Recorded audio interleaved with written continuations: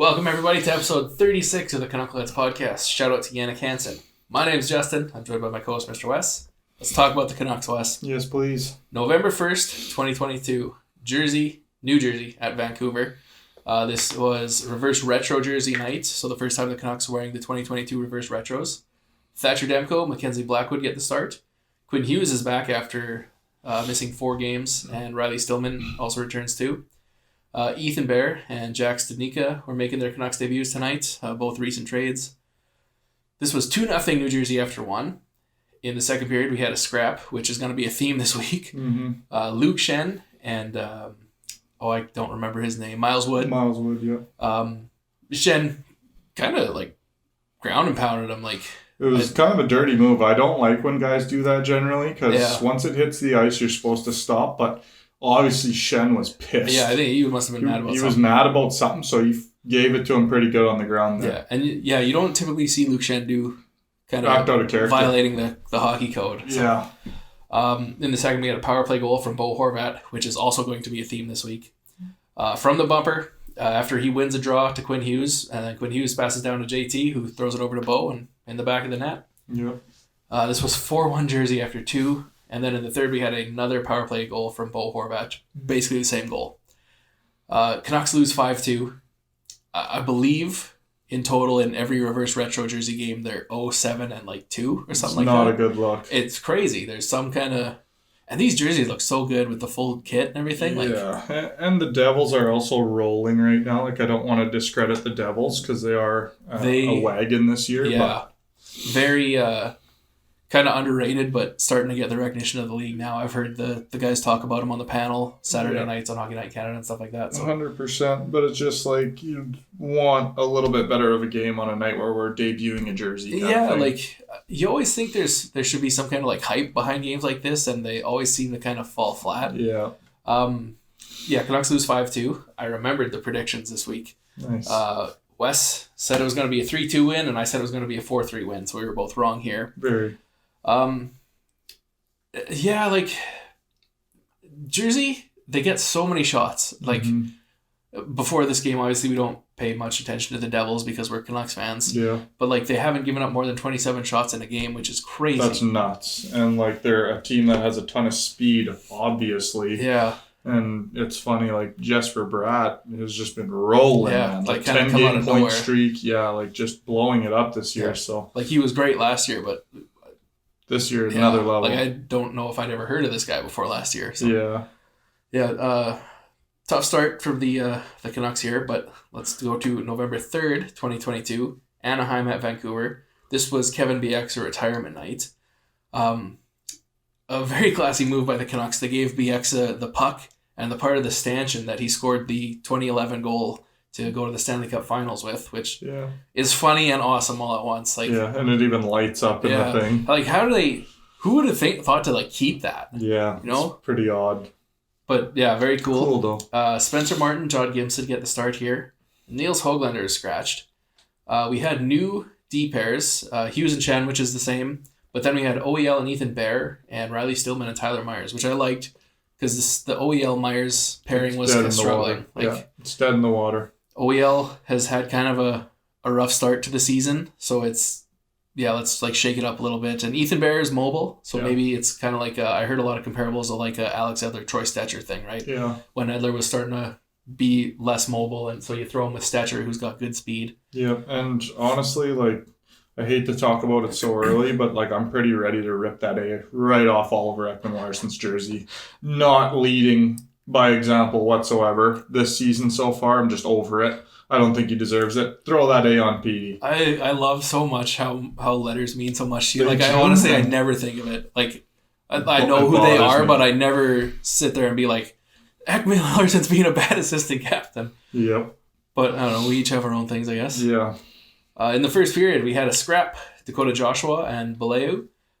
Joshua lands a bomb and cuts him right under the eye. It was a good fight for both guys. Yeah. Then we had a power play goal from Bo Horvat. The only guy who seems to be scoring on the power play right now. Tips in a Quinn Hughes point shot. It was a great effort by Bo to keep the puck onside before passing it to Petey, who threw it to Hughes, and then it's in the back of the net. Yep. This was 1-1 after 1. In the second, we had a goal from Elias Pettersson on a great play by Ilya Mikheyev to pin his man and win a puck battle. Then he passed it down to Petey, who's right in front of the net, and just kind of like muscled his way, was kind of had his back to the goalie, and then just kind of turned around and fired a shot and scored. Yeah. Was that the double footer one? No, that was a different one. Jesus, that was a nice goal. Yeah.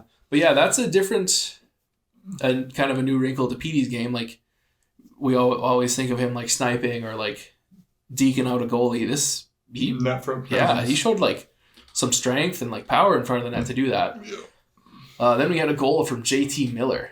Great cycle for Bo and Quinn, and then Bo feeds across crease pass to Miller for a tap-in. So this was 3-2 Vancouver after 2. Then in the third period, we had a goal from Dakota Joshua. Jams a loose puck in after he forces the puck to the front of the net. This was a really good shift from the fourth line. Yeah, honestly, just a sick effort from Joshua too. Like, battles in the corner, falls to get it out in front of the net, it chips right out front to him. Good on him for getting up quickly too, and gets into a good position and scores the goal. And he shows some skill for like a fourth line guy. Yeah, fourth line, like, had a fight. Yeah.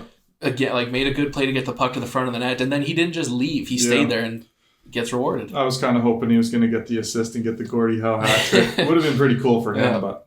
Then we had a power play goal from Andrei Kuzmenko, who tips in an easy pass from Petey, just kind of turning into the standard Kuzmenko goal. Yeah. People just like to leave him alone in front of the net for it's whatever crazy, reason. man. He finds, like, just all alone all the time. No cross checks to the back, nothing. That'll change, though. Yes, especially after we keep going in this game here. Yeah. We had another goal from Kuzmenko, who tips in a Tyler Myers point shot. Petey passes it back to Tyler Myers for his 4th point of the night. Yep. And then we had the hat trick goal from Andrei Kuzmenko, first career NHL hat trick. Wrists the puck past Gibson after a pass from Petey. 5th point for Elias Pettersson. Hat trick for Andrei Kuzmenko. Yeah. This line was really clicking. Petey. It's our most dangerous line right now. Elias Pettersson was a monster in this game at both ends of the ice. He had 3 or 4 great defensive plays to break up high danger scoring chances. Yeah. And then was just a monster offensively, a goal and 4 assists. Yeah. And this is his 3rd career 5-point game, which ties the franchise record already. The kid's played 4 seasons. Yeah, it's ridiculous. And it's funny, too, because Kuzmenko, like, right now, he's in the position where it feels like any time the puck's on his stick and he's skating into the ozone, it feels like there's going to be a goal. Yeah, he's and dangerous. That's exactly how Petey started out, too. It was just like any time the puck was on his stick, he knew it was going in the net. And now it's kind of funny to see Petey's role change a little bit and kind of be like the assist guy. Yeah, but kind of be the guy who has to run the line, set the plays, do the hard work to set these guys up to score goals like that. And he's doing a great job Yeah, with it. and like, granted, Anaheim's not a great team. No offense to the Ducks. They're rebuilding. Yeah. They got some great players, or it's like potential great players, but this was a game that you needed a guy like Elias Pettersson to have a dominant game. Yeah, and he did. Like 100%. Yeah. Then we had an empty net goal from Bo Horvat, his 3rd straight 2-goal game. Just an amazing rate that Bo Horvat is scoring goals at. Ridiculous. The Canucks win this one 8-5. Spoiler alert, neither of us predicted that. Kuzmenko gets the belt from Spencer Martin for the win here. Yeah. The predictions, Wes thought it was going to be 3-1 Vancouver, and I said 3-2 Vancouver. So yeah, we thought it was going to be a lot tighter. But what I really liked about this game a lot is every time they would come back with a goal, we'd get right back on them and score another goal. Even with a goaltender that's been hot against us, we didn't let that affect us. We didn't let those goals affect us in a negative way. We just kept stepping on the gas and scoring when we needed to. Yeah, there was no, we're up by a goal going into the third, this is over. It was they continued to push. Even when they got scored on, there was no, like, 100%. That's the game, right? Like, yeah. And before the game, too, we'll just talk about Kevin Bieksa right now, too. He went out for morning skate for a couple minutes. Which was hilarious. It was great. He looked good, too. Yeah. Like, he looks like he can legit still play. I don't know if he, like, went out for a few skates before he did that. Maybe, Juice is competitive. He didn't want to look like garbage when he went out there. I felt like maybe he practiced a little bit, but looked really good. But yeah, then, gave a good speech to the guys, too. Like, talked about how they had the culture in the room when they were winning and, like, arguably the best Canucks team of all time. Yeah. And, like, I think that was important for those guys to hear because they are having a tough go right now. Yeah, the way this team was going, I think that was, they needed to hear that. Yeah. And he didn't rip them. Like, Bieksa understands more than anybody that it's tough to lose in Vancouver. Like, the media is fierce. The fans are fierce. Like Mm-hmm. when you're winning, it's great, but when you're losing, it's hard. So it's just something that they have to push through because, if you win in Vancouver, like Bieksa, right? Like He felt it. good top 4 defenseman. We love him. Like he's celebrated. He was celebrated tonight, right? Because he like contributed so much. Like never won the cup, unfortunately, but still like did so Got good. close. Very close. And was kind of rewarded for, all his effort and dedication to the game and the Canucks specifically. So Yeah, and one thing that I like that he said in the dressing room too is like, I'm not trying to lecture you guys. Yeah. But I'm just trying to convey this message of like, you guys need to compete hard every day and do more than just what's asked of you. Yeah. Do more than that. Yeah, he talked a lot about the internal competition between like the Sedins, Kessler, Burroughs, him. Like, I'm sure Luongo was a part of that. Like 100%. And so like I don't necessarily know if the Canucks have that right now. Like seems like there's a bit of turmoil. Like it's not. Yeah. It's a kind of negative dressing room right now, which I totally understand. But what I don't like is in the media when everyone starts throwing each other under the bus. Yeah. That's not a good look, man. And it was just a really bad way to start the season. But I feel like with some wins, it'll come around. It's already kind of changing a little bit. Yeah. But. And, like I don't want to say that as like the Canucks aren't competitive, but like I feel like PD is not driven by anybody else. He's pushing himself kind of thing. Like I think they all have that. I don't know if there's that like internal competition. Yeah, like the whole team pushing together. It kind of feels like maybe they're all pushing as individuals, which it still is good, but you need kind of that to come together as a team and play for each other, which kind of the fights, I think the Canucks really got the message of that, right? Yeah. There have been a lot of like there's been a kind of a hit that somebody doesn't like. There'll be a scrap. Yeah, and that's how it should be. And we haven't really seen that in Vancouver. Like you look at Elias Pettersson's rookie year, I believe there's the 2 times he was hit, like, well, more than that, and nothing happened. Yeah. So and like, you don't have to drop the gloves every game or anything, but like just tie someone up, get in a little bit of a scrum. Like you don't have to take a licking every night. That's not going to happen without any repercussion. Yeah, just like kind of stand up and, don't get pushed around. Yeah. But congratulations to Kevin Bieksa. Officially retired now as a Canuck. He had an interesting career too, right? Like he said it himself. He wasn't like always a hero. There was a lot of pressure and scrutiny on him at times too, and he wasn't performing well. Like he talked about he would get hurt, and then it took him a little while to get back to 100%. But when he was 100%, he was a great defenseman. Yeah. Like. Probably like pretty underrated for how good he was. Well, everyone sees the fights and that kind of stuff, and it kind of overshadows his skill. And he even talked about that a little bit. Like everyone remembers the fights, but I was also a pretty good player. I'm sure Mike Richards remembers those fights. But and another thing he talked about too is he felt like he could play in any era of the NHL, and I totally agree. I think Kevin Bieksa would fit in. He would adapt. Right now, he'd be an amazing defenseman. And he said, like, I'd love to play with Quinn. Could you imagine him and Quinn on a line? That'd be a good pairing. Mobile guys. Can both make passes, both have offensive skill. That would be sick. But like, he could have fit right in any era. I truly believe that. He was just a fierce competitor and just a really good team guy. So, again, congrats to Kevin Bieksa. To be totally honest, his goal to send the Canucks to the finals might be my least favorite goal in Canucks history. Because he didn't get much wood on it. Just kind of trickled in. No one knew where the puck was. So here's why I think that. Yeah. I never got a chance to celebrate because the puck goes in the net and the announcers are right away like, it hit the mesh. Yeah. So you're immediately like, is this going to count? Yeah. And then they count it and you're like, we're going to the finals. It was like Bieksa was the only one on the ice celebrating because he was the only one that even knew it went in. Yeah, like... Not to throw shade on Bieksa, but I think the Burroughs goal against Chicago is probably... That's huge. Yeah, like that one... the dragon. That still gives me chills when I watch that goal and you hear Jim Hewson, like, it's... Yeah, and then the Sedin's last goal, too. Like, the call from John Shorthouse on that, too, is... Yeah. The 2 goals that kind of, every time I see it, they make the hair on my arm stand up a little bit. Yeah. But no shade at Kevin Bieksa. That was classic. A great, awful goal. Yeah. All right, so the third game this week, November 5th, 2022, Nashville at Vancouver. Thatcher Demko, UC Saros start. Podkolzin was scratched for Niels Hoglander. In the first, we had a goal from Ilya Mikheyev, who beat Saros clean over the glove. Assist to Quinn Hughes and Luke Shen. Finally a goal that from the outside. Yeah. I like seeing that out of him. Yeah, and this was scored just under 2 minutes into the game. So, again, like, Starts have not been a problem this year for this team. Finishing. Yeah, endings have been a problem. Yeah. Then we had a goal from JT Miller. Bo Horvat steals a puck, passes it to Hoggs, who shoots it on the net, and JT gets the rebound 4 minutes into the game. Bo Horvat's 200th career assist, so congrats, Huge. Bo. Yeah. And then we had another fight. Riley Stillman and Tanner Jeannot, after Stillman tries to throw a hip check on Jeannot. Nothing really happened. They just kind of wrestled a little bit. Yeah. That was about it. Then we had a power play goal from Andrei Kuzmenko with another tap in from JT Miller.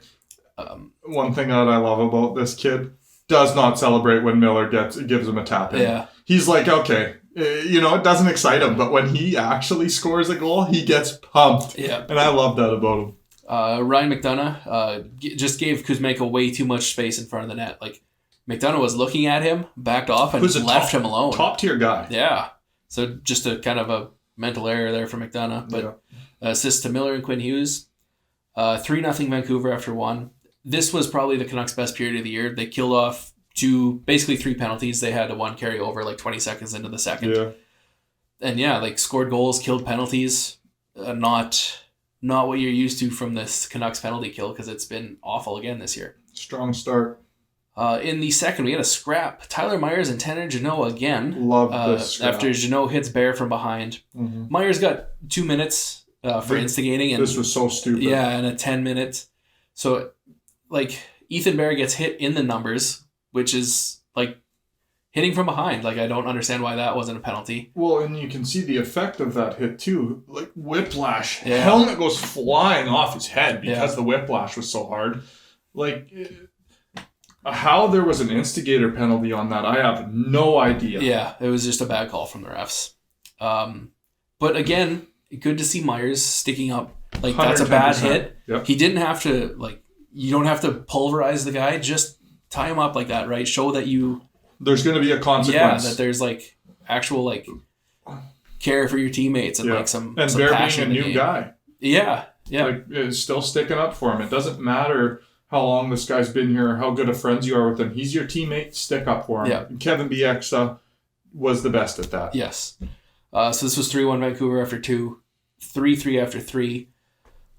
You might see that and think Thatcher Demko is shaky again, but to me, this was probably his best game. The goals that beat him were just Riley Stillman had a horrendous play on the tying goal to let Philip Forsberg walk in front of the net. Second time now with Stillman. Yeah, Nino Niederreiter, scored that goal. Yeah, Stillman hasn't looked that great. Yeah, making some amateur plays. It's time to how can Jack Rathbone sit when Stillman makes mistakes like that, right? Kyle Burrows. Kyle Burrows. Neither of those guys are making mistakes like that. And yes, we have a traffic jam of bottom pairing defensemen, but if this guy's doing that, let him sit for a while. Yeah, it doesn't make any sense to me, especially when you have Schenner on the blue line, that's covered. Joshua's on the front, that's covered. There's no reason when Stillman's making mistakes like that, you see Hoglander getting sat. Yeah. He's not making egregious mistakes like that. Yeah. It's time for Stillman to sit for 3 games minimum. Speaking of Hoglander too, he made some good defensive plays in this game too, right? He Poked some pucks awesome. Off defensemen at the blue line, It's a huge motivator to be sat. Yeah. And I get that. Hogs looked like he had frickin' wheels. He was everywhere. He did not give up any soft board battles. He was going hard all night. Yeah, I had an assist in this game too. Was playing with Miller and Horvat. Which I found kind of interesting. Me too, yeah. I didn't see him winding up on that line, but I was kind of glad he got that ice time. Yeah, because to me, Boudreau right now has 3 guys that just rotate whoever are in his doghouse. It's Garland, it's Pods, and it's Hogs. And I honestly don't think any of those guys deserve to be sat. No, they don't. Pods, I kind of get it, right? He hasn't been going, but I don't think he's been bad either. No, but Amon has been great. Yes. Joshua's been great. Yeah. So, and I like kind of that big guy, fourth line. Yeah, I know, and they're seeing what they have in Stanika, right? So it makes sense. And, I get it. Give him a little break, but still, I think Stanika is kind of the guy that you pull out and put in kind of, Yeah. Amon and Joshua have kind of earned their spot. Yeah, I would imagine we'll see Stanika again for a bit, just because, right, they're trying to see what they have in this guy, so they... 100%. So they're and he's him looked out. good. Don't get me wrong. I'm not saying he's played bad or anything. I like the kid, and he's kind of a bigger guy too, so he fits well on that line. Yeah. And made a couple nice little plays too, showed patience. I like him. Yeah, it's going to be interesting when Curtis Lazar and Brock Besser come back. Brock's gonna, where do you put everybody now? Yeah, this is the thing we talked about was the depth, and Your depth doesn't matter when you can't finish a game, though. Yeah. So, like, we need to see some strong finishes here. Yeah, so this was 3-3 after 3, goes to overtime. Nothing happens in overtime. Demko made a couple big saves. And then we go to a shootout. Canucks lose 4-3. Horrible shootout for us. It was a bad one. Petey absolutely finessed that goalie. Had a goal, just lost the puck at the very end. And you see him look skyward like, He knew. Jesus Christ, I had you in my back pocket. Yeah. Which, like, for Petey, I wasn't that disappointed in that. It's like, okay, that's a hard move to finish. You had him, but it is what it is. Yeah. Miller with the softest attempt at a penalty shot I've ever seen in my life. It's just complete laziness. Skates in on the left side and just kind of stick handle, quick snapper trying to go 5-hole. Like, you're not what's his name off the freaking Tampa Bay? Kucherov. You're not Kucherov. Don't try to act like Kucherov and just come in and finesse someone like that, because you're not that. Come in and throw a move on the goalie, you know what I mean? Miller can do that long drag and backhand. He's shown it before. Try something a little different than that, because that was soft. That has kind of been his go-to move, that come out really wide to the left. We've seen him do that a couple times in the last couple shootouts. And he got beat with the blocker twice and beat with the glove once real bad in that game. 2 clear-cut breakaways and then another partial breakaway. So, which I was glad that in the intermission they broke down, like, Saros was intentionally giving him that room with the blocker and then sliding across aggressively to make the save, which is smart on that goalie. Yep. But it just, and you've seen him get beat twice there. So then he goes glove on his next opportunity, gets beat there. So then he's like, oh, I got 5-hole left, and tries that. And it seemed like Saros kind of did the same thing, kind of left it wide open, and then boom, shut the door. This was, Wes and I text after the game, and like, I understand why Bruce puts Miller in there, right? That's his guy. But and we saw that Saros had his number all night. Yeah, why put him in? And if you're going to put him in later. You don't have to put him in the first 3 shooters. I thought that was just an amateur move. I would have loved to see Kuzmenko in that position. And this isn't just a hindsight's 2020 thing. I said that before the shootout. I said it should be Petey, Kuzmenko, Bo. Which Bo, we've seen his soft attempt as well. It seemed like the pressure kind of got to him a little bit, lost the puck. I don't want to say it was a soft attempt. It was just bad luck, right? Like, Horvat's better than that. That honestly might be on, like, the blooper reels. We've seen Brad Marchand do it. We've seen, it's happened. But he just lost the puck, and that was it. No shot or anything. Yeah. But yeah, score predictions for this one. Wes said 3-2 Vancouver. I said 4-3 Nashville, so I got the score right. Yeah. So I think that might be the first time one of us has actually correctly predicted a score. Yeah. Unfortunately, the Canucks lost, but they got a point. Again, we're not at the point where we want to be. Like, after that first period, I was like, adrenaline rush. Yeah. I was like, let's just keep going. Like, and again, they let off in the third. Like, JT Miller had a really bad play that Hoglander passed him the puck from, like, his blue line, and Miller just kind of really lazily skated into the zone after trying. Like, there's just no real effort. Well, even on the 3-on-3, extremely lazy effort from Miller. Yeah. And, like, I get it, like, some of these skilled guys, it looks like they're not trying, like, they're doing that intentionally to kind of set something up. But, like, with Miller, it's like sometimes he's not even in position and he's looking lazy like that, and it drives me absolutely crazy. Obviously, he didn't make any big mistakes on the 3-on-3. It just, when I see him playing like that, I'm not happy about it. Especially because he's such an intense guy, right? Yeah. So it really is noticeable when he lets off the gas. Yeah, like there was zero effort on that to get that pass from Hoglander. Like, just casually skating into the zone, like. Which this game, I'll give him credit. He was a lot better than the New Jersey game. Yeah. That New Jersey game, man, his drop passes, I think he gave up at least 3 interceptions. Yeah, the power play did look really good on this one. They were making those cross crease passes clean, which was nice. And Miller, I give him shit all the time, but he looked a lot better in the Preds game than he did in the Devils game. Yeah. But yeah, it's like a step in the right direction, right? Like, they're getting points now, at least. Like, for whatever reason, Thatcher Demko just seems like he can't get a win. He can't. Honestly, it seems like he's the kryptonite right now, which is terrible to say because he's our best goalie. He wasn't bad. He was good. Like, it's just like literally, I don't know what it is. We can't finish a game with him in the net. Yeah, like, you just feel bad for the guy. Like, Spencer Martin right now statistically is our better goalie, which is sad. It's not sad, but it's not what we need. It's not what we need at all. We need Thatcher Demko buzzing, and he'll find it. And he's definitely not final form, and neither is the squad. The squad's not helping him out at all. Yeah, and it's like, you got to wonder if they just the Canucks are just like, hey, we have Thatcher and Demko in net, like we can do whatever we want. Yeah. But no, like any goalie in this league, if he doesn't have defensive support, is going to get hung out to dry. There's so much offensive skill. Like, you have to support your goalie. Like, yes, Demko can steal you a game, but not every game. Yeah, it seems like when Spencer Martin's in net, we're playing a complete game. Yeah. Even if we take a period off, at least in the next period we're attacking. Like, we're playing more complete with a goalie that's a little bit under Thatcher Demko's stature, but we need to get him a win, get him a couple wins because he goddamn deserves it. Yeah. So Canucks go 1-1-1 this week. 3 points. It's better than it has been. So it was like what Miller said in the post game after the Preds game. It would be really easy to get down on yourself right now because we did come out with a win, but it's important to just focus on the next game, not get too low because we were at a really low point, like rock bottom at one point. It's hard to get yourself out of that. So just take the positive with the point and move on. Don't dwell on it and get super low about it because we need to keep pushing and keep getting wins. Yeah. Also, Sheldon Dries had like 4 or 5 grade A chances to score goals in this game. Yeah. They gave him an opportunity on power play too, and he looked really dangerous. Yeah. So that was nice to see. So that's all the games this week. So we're going to go over some news now. October 30th, like right after we shot the last podcast, the Canucks announced that there was going to be a major press conference October 31st. So that kind of had everybody going like, oh shit, what's going on now? Or something, yeah. Yeah. And then they just announced that they re-signed their contract with Rogers for 10 years is what that was all about. Which is awesome. Stuff, so, yeah. October 31st, the Canucks announced they've re-signed Sheldon Breezewa to Abbotsford. Played a couple games, played pretty good, picked up his first career point.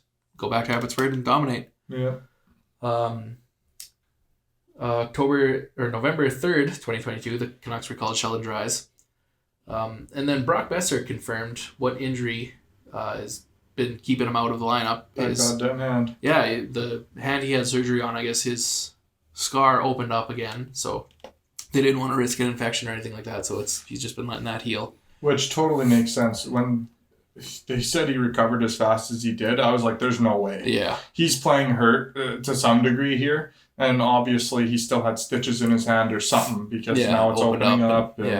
So that's not what you want to see, pushing it to come back a little quick now, missing more games than he would have if he would have stayed out the appropriate just give him amount an of extra time. 3 games off or something, right? Make sure that's totally healed and there's now his 30-goal mark is getting harder and harder to hit, which if he scores goals at the rate Bo Horvat's scoring, Bo Horvat's on like a 74-goal clip at this point. It's absolutely bonkers. Bad management choice to try not to sign him and hope he has a bad start to the season because now he's just crushing you into the ground and now you can't even afford him. Yeah, if Bo Horvat has like a 40-goal season or like a 45-goal season. Good luck.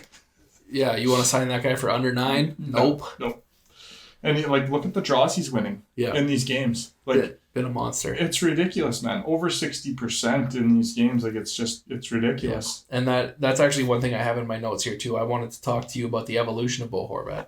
Because when he came in as a rookie, he was pretty out of shape. Like, Bieksa talked about it too, right? And not to make fun of him, Bieksa, that he said that they worked out together extra during his rookie season. Yeah. And Bo Horvat started, figuring it out, and he was beating guys wide. And, now he's one of the more fit Canucks. Yeah. I don't know if that's proper English, but you know what I mean? Yeah. He's no Niels Höglander, but he's up there. Yeah. So he's, and when he was a rookie, I just remember him, end-to-end rushes, the Bo rush is. Which it's kind of funny. I kind of think of his old style kind of as a Niels Höglander, worked really hard every shift. Yeah. Didn't get a super ton of results, but just works his ass off. Yeah. But now you see it coming to fruition. He's learned the NHL game. He knows, especially on the power play, he's an absolute monster. And the face-offs, no, he's not a defensive specialist, and he's never going to be that. He's never going to be a Henrik Sedin where he's this amazing playmaker. But he scores goals and wins face-offs. Yep. That's his 2 main jobs. And you know how you score goals? You have the puck. Yep. Bo Horvat does both those things right now at an elite rate. I don't know if this is who he is or if he's just on this insane hot streak. Yeah. But he's like a 30-goal scorer. What I really like about what he's been saying lately is like, the puck's just going in for me right now, and he says it in a way like, I know this is going to cool off later in the season because there's no way. You're not scoring 2 goals every game. No, it's not going to happen, but I like that he remains humble. He doesn't get a big head about it. He knows, like, okay, I'm on a streak right now. Yeah. But then I'm going to have to push for another streak. It's one of those things. And that too, right? Like his leadership and his mentality about being a captain. Like Wes said, he doesn't think he's better than anybody because he's got the C. And it's so hard to be a captain in Vancouver, right? Yeah. Like there's so much pressure, and Horvat just handles it like so gracefully, like a champ, classy. Like he's just like, I think it would be really, really hard for the franchise to lose Horvat. But at this point, like, who knows what's going to happen? In my mind, you're absolutely cuckoo if you don't sign Bo Horvat. You're destroying essentially your organization. You're at a rebuild stage if you get rid of Horvat, in my opinion. Like, he's such an important piece to the puzzle. You have to keep him. But then get rid of Garland. I don't care who it is. I love Garland. I love him. Yeah. You're getting rid of $5 million somewhere. I don't care where it is. You're shedding some fat. Sorry, Garland. But keep your captain. We need him. Yeah, like I'd argue Horvat is way more important than Garland. And no offense to Garland because we love him. I love Garland. You got to imagine like a guy like Garland or like maybe even Besser, right? Like a guy that has some trade value. Yeah. Besser has no value right now. Garland has a little bit of value. Like, you could actually trade Garland right now. Yeah. Besser, you're not getting anything for him. And it sucks, right? Because out of all those guys, Horvat's got the most trade potential. Yep. So, yeah, some good Bo Horvat talk. And, yeah, just the week he's had, I just wanted to kind of, like... And it's crazy that he's 27 already. Like, I remember his rookie season. Like, time goes by so quick in the hockey world, even though, like, when you're in summer and you're just jonesing for a Canucks game, it seems like an eternity. Like, it's just interesting. And... hopefully Horvat keeps evolving his game. Yep. And then one thing that we wanted to talk about too, kind of steering off the Canucks, we wanted to talk about the Bruins signing Mitchell Miller. Miller is ineligible for the NHL right now. He bullied a black developmentally disabled classmate in high school when he was 14. Yeah. I've seen the kid has like fetal alcohol syndrome or something like that. So yeah, and it was just kind of a point that Wes wanted to bring up. Like, like it's a tough situation, right? Like even the Bruins weren't thrilled about the signing. You don't really know why. Like why did they do it? Why? That's the exact point that I wanted to make. Why in the F would you do something like that? Especially a team that's as deep as Boston. Like they're the number 1 team in the league right now. Yeah, like something like that. It could really. Why do you want to bring that negative shadow onto your franchise? Yeah. The Arizona Coyotes, they look at how negative a position they're in. They dropped this kid. Yeah. Because they knew about this stuff. And it's absolutely disgusting to me that the Boston Bruins would even consider it. You see the captain, you see Brad Marchand talking about it in a negative way. Like, we don't want this kid on our team, basically. Yeah. I'm trying to say it in a nice way, but like... Nick Foligno too, right? Like all good, like veteran guys. Not to give Brad Marchand any compliments because I don't like doing that. But... Neither do I. I think he's a complete rat. But I mean... They have built, like Kevin Bieksa said, an aura around their franchise, and you completely shatter that when you bring someone like that in, or even try and help this kid in any facet. I don't think he should ever play in the NHL. I'm so glad he's not even eligible to be in the NHL. And I've seen the commissioners talking about it, saying like, this kid will not be eligible for quite some time if we ever make him eligible. And I hope he never plays in the NHL a day in his life. He doesn't deserve it. He said he had to do a lot of things to earn that again, and rightfully so. Like it's, and like we talked about this too beforehand. Like I wasn't sure if we should mention this because I didn't want to bring any more light to kind of the negativity of it. Exactly. But it is important, and like especially like even the game we're watching on the weekend there with Nashville Predators.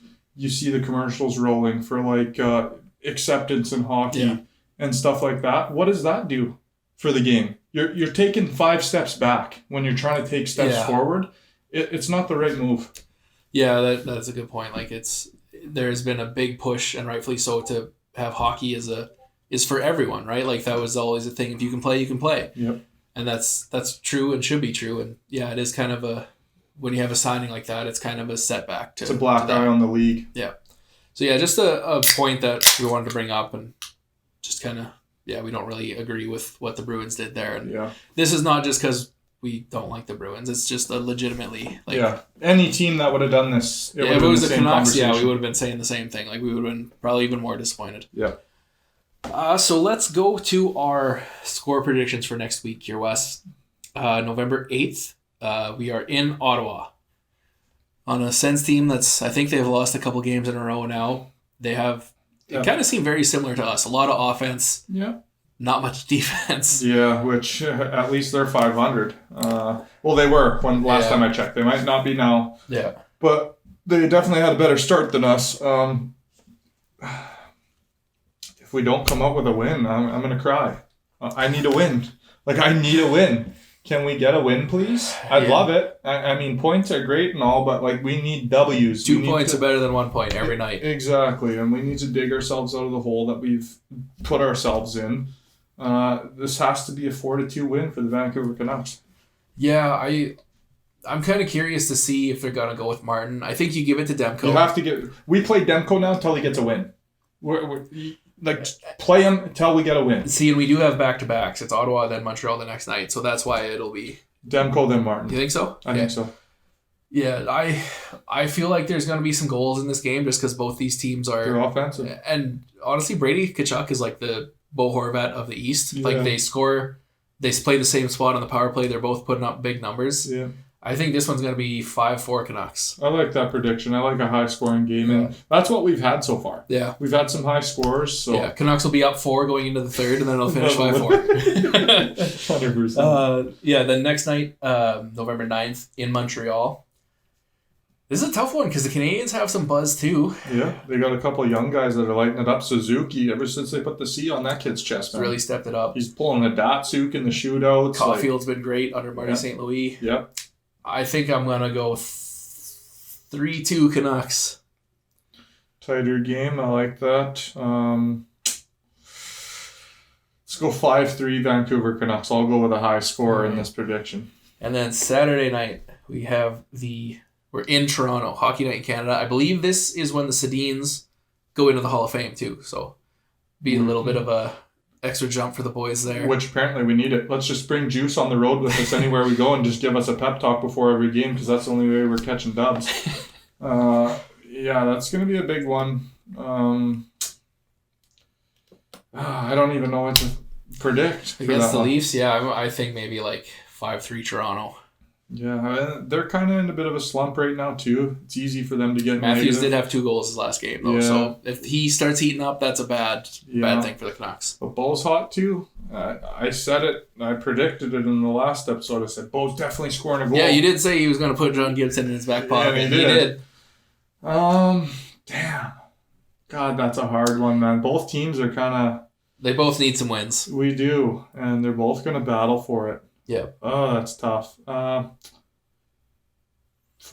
Vancouver, or no, 4-3 Vancouver Canucks. It's going to be tight. Right. Both teams can score goals. Hopefully, our goalie's on fire in that game because we're going to need it. And now, this is something after the game against the Ducks that doesn't mean anything really, but was a super hard choice, and I still am not sure who my Canuck of the week is. Does someone jump out to you? I know who mine is. Hit me with it. Bo Horvat. Yeah? 100%. See, and after that Anaheim game, I feel like there's so many guys. How do you not give it to Andre Kuzmenko? How do you not give it to Petey? Yeah, but for me, night in and night out, Bo's bringing it. Kuzmenko, had a hot game, 3 goals, but then other nights, He has 4 goals this week, I think. And especially for a rookie. I'm not chirping him. He's doing great. But it's just, Bo is bringing that every night. The face-offs, the goals, the pressure. He's my Canuck. To me, I think I got to go with Petey. I like that. That game against the Ducks, he was so good. 5 points. Everywhere. Yeah. And not just offensively. This was like a Ryan Kessler game out of Elias Pettersson. Oh, he makes that whole line just work. Take Petey off that line, put anyone else there, it's not the same. And they're really starting to click too. Especially you see it on the power play, right? Kuzmenko with a hat trick. In one period, just the third period alone, he had a hat trick. Yeah, and I like how even Quinn, you seen on that Mikheyev goal when they're all kind of held up at the line because Quinn's like, no, I'm bringing it into the zone. Chips it onto Mikheyev's tape, and Mikheyev's just like, I'm taking the shot, and scores the goal. I just like how it seems like that line is finally meshing and finding each other and working. And Mikheyev has seemed to work his way back from that knee injury too, right? And we talked about it. Speed's a big part of his game. Which we haven't seen his full speed yet. There were a couple plays that bursts, but still doesn't look final form with his speed yet. Definitely a lot of confidence goes into the knees, you know what I mean? Yeah. One thing I want to talk about too is we talk about Horvat's goal scoring a lot too. Mm-hmm.